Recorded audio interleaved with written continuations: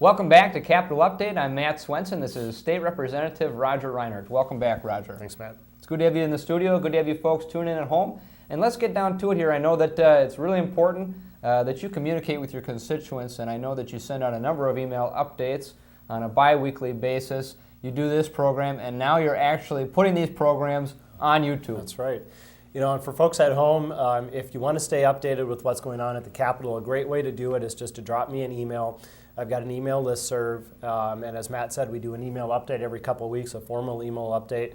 But we also do periodic email updates on things that are just happening. You know, stuff moves so quickly here. I tell folks at home all the time, you know, a day here is like a week at home, a week here is like a month at home. So I try really hard to keep everybody in Duluth informed of what's going on. So if you're interested in signing up for that, just drop me an email at my house email address. And as Matt said, we're doing these Capitol updates on YouTube this year as well. So you'll be able to get both an email as well as see this video we're doing on YouTube, as well as PAC TV at home in Duluth. So. Absolutely, and I know we got a lot to talk about on these programs because you're doing a lot here at the Capitol, and one of the bills you worked on immediately was to restore general assistance medical care in Minnesota. Could you kind of explain why this bill needs to be passed, and what is general assistance medical care? Yeah, I was going to say, let's roll back and talk just a minute about what general assistance medical care is. General assistance medical care is dollars that the state reimburses hospitals for treatment of what essentially are the poorest of the poor and the sickest of the sick here in Minnesota. And these are folks that if we don't cover them with some sort of plan, will end up going to the emergency room for anything from a toothache to something much more chronic and long term. And the reality is in Minnesota that hospitals need to treat those folks. In fact, it's against the law for hospitals to turn people away, not to mention against their ethics as healthcare providers. So we as taxpayers can choose to either reimburse hospitals for the most expensive treatment option, which is care in the emergency room, or be more proactive, and that's what general assistance medical care was intended to do. The governor vetoed it last year. We tried to override the veto, saying that this is a good investment. It's a smart way to pay for this need, and we were unsuccessful.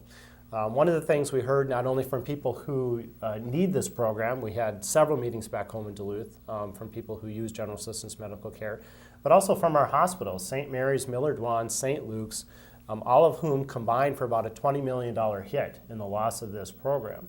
And that's not just a hit, it doesn't just disappear. What happens again is hospitals will treat folks and they will charge more for other procedures. So for those of us who have health insurance, we're going to pay more.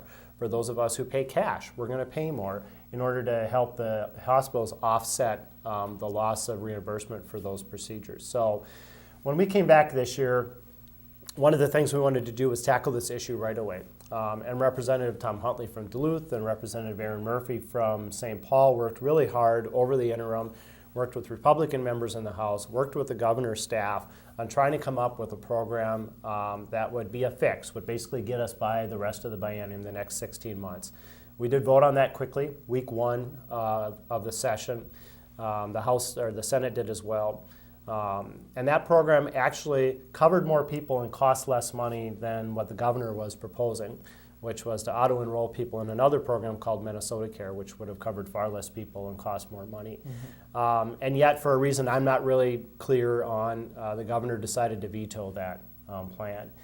In the House, we had 30-some Republicans that voted with all the Democrats to pass that, so it was probably the only thing I've seen so far in the legislature that was truly bipartisan, at least in a big initiative like that.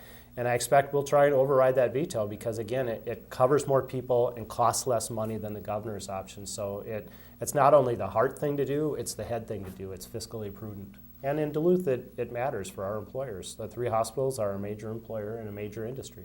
Clearly a major issue at the Capitol this session, and I know you have a number of other pieces of legislation that you've authored that are moving through the legislative process. Yeah, and I think we'll take some time on a future show to talk about those various things. They don't always make the headlines, but they're things that I'm working on really hard in addition to bonding bill and GAMC and some of the things that people commonly see in the newspaper and on TV. So, well, thanks so much for coming into the studio today, Representative Reinert.